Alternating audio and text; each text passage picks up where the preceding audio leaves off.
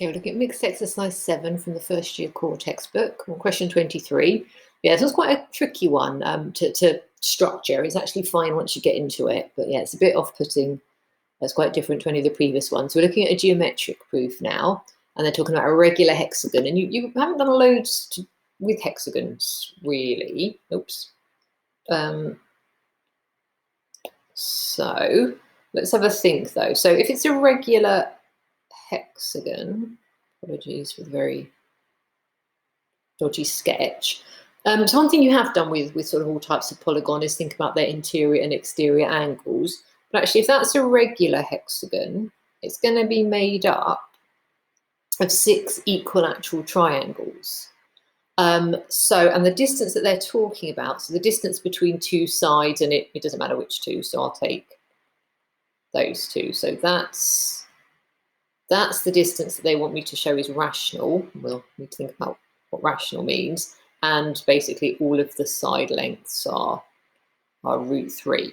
Okay, so √3 is not rational. So a rational number can be written as a fraction of an integer over an integer. So basically we're trying to get either an integer or a fraction as our answer here.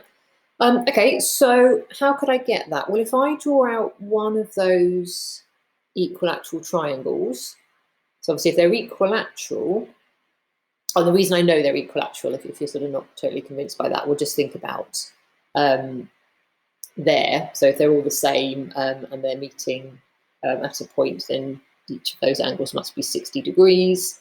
And then also if you looked at the interior angle of a hexagon is 120 degrees. So each of those must be 60 as well.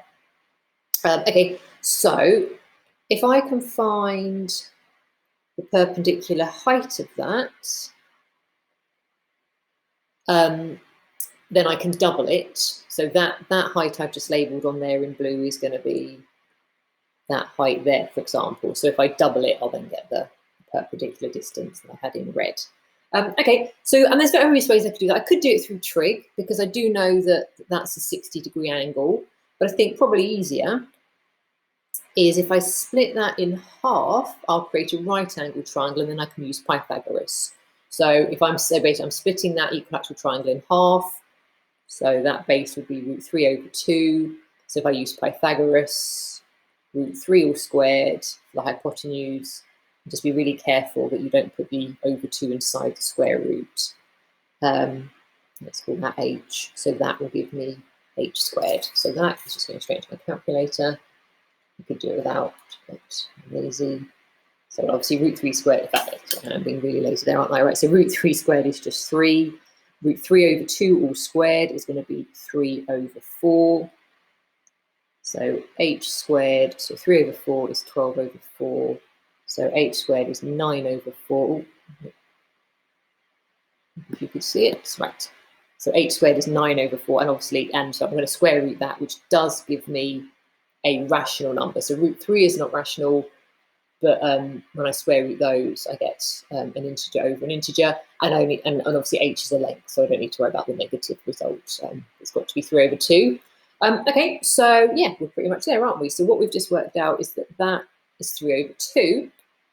So we go back to my original sketch, the distance, let's just label on clearly what that is. So this is what they were asking me for. So I'm going to call that x. So the distance x is that height I've just found out. So the height of each triangle times by 2. Okay, and then, so let's just be really clear, which is a rational number. And let's just double check that is exactly what we were trying to prove. Yeah, they used value instead of number. I think we can cope with that. Yep, I think we're good. Let's quickly check. Yeah, so they sort of haven't really talked through what they're doing, but yeah, that's effectively the same stages, isn't it? So that's the Pythagoras bit, and then that's the doubling it bit.